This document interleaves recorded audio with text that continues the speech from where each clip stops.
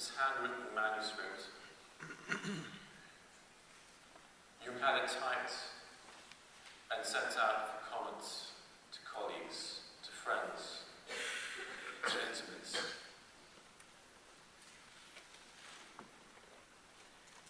He then commissioned this leather volume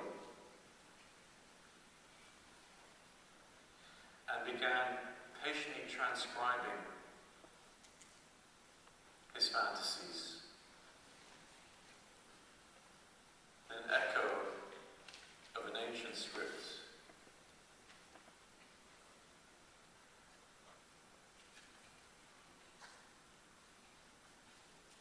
For 16 years he engaged in this transcription, reliving the experiences, initially illustrating them with figures, with ornaments.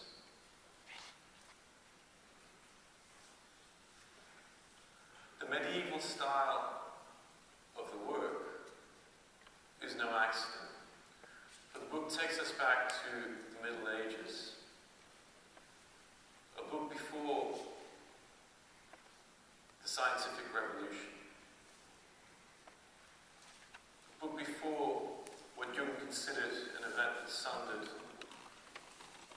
religion and science.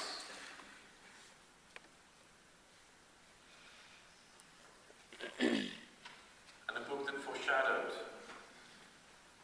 how he would spend the remainder of his days preoccupied with medieval alchemy. It is a return to the Middle Ages. This was a book written for publication, but never released to a public, only to a small circle of intimates. Closely guarded,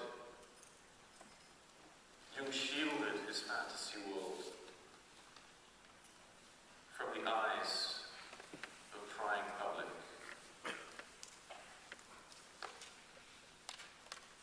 Figures of Akmavictu were Merlinus, Isdubar, the Red Rider,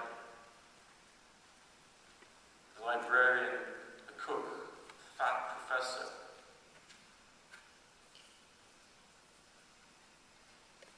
the hanged man, the desolate, the one-eyed. These figures he shielded from public view. And he shielded his reflections upon them. And the tale of how, out of his encounter with such figures, he attempted to forge a psychology that would lay bare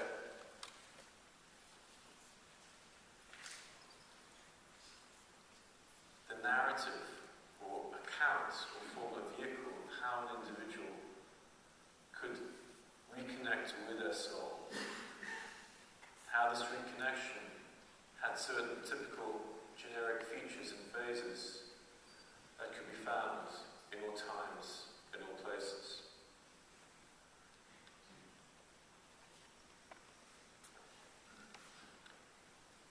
For 16 years, Jung worked on this task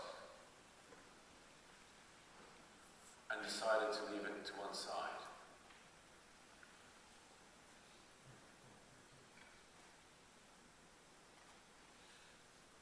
Turning to the historical record, he sought to find parallels in other traditions. From Tibetan Buddhism to the Yoga Sutras of Patanjali, from the spiritual exercises of Ignatius to medieval alchemy, where he ultimately resided.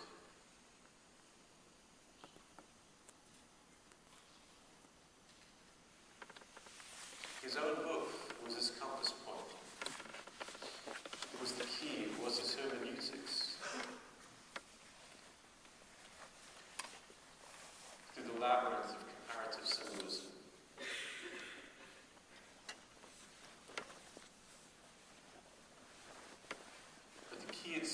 guarded and withheld.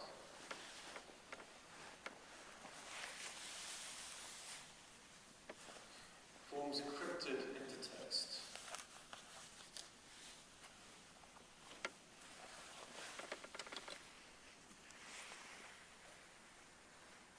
So we stand today not only at a point where we're faced with a recalibration of our understanding of Jung, the man of flesh and blood, as Unamuno would say.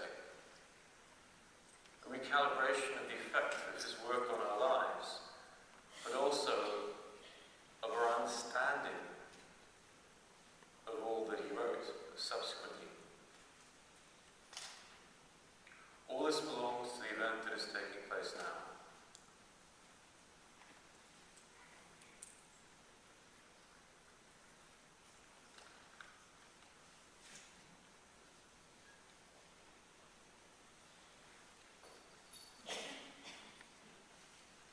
The book describes how, through these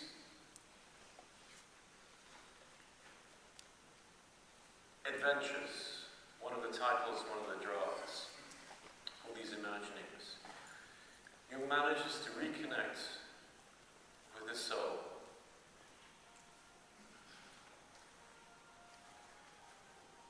He manages to separate himself from the spirit of the times to which he had been wedded, and confront the spirit which he'd held away, that of the depths which had ruled over the mind from time immemorial.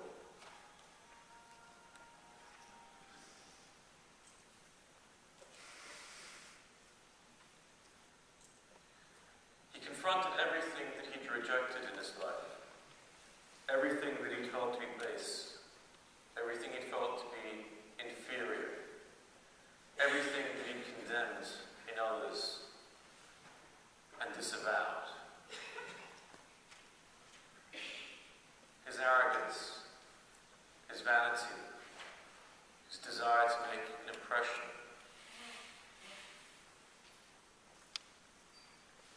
He distanced himself from his virtues as well as his vices. He hung up his scholar's gown. He put his science, his scholarship, his learning to one side and descended into his own depths.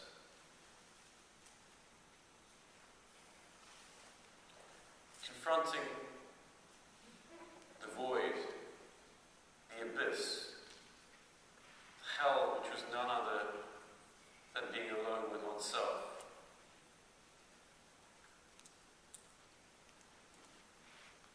Transformation occurred. Out of this utter dejection and poverty, an image of God was reborn in his soul. There is defigured as is Dubar, Farnes, Abraxas.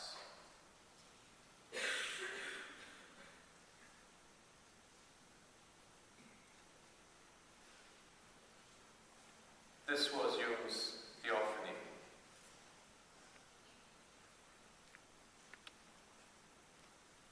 His experience of the divine, encompassing the fullness of life.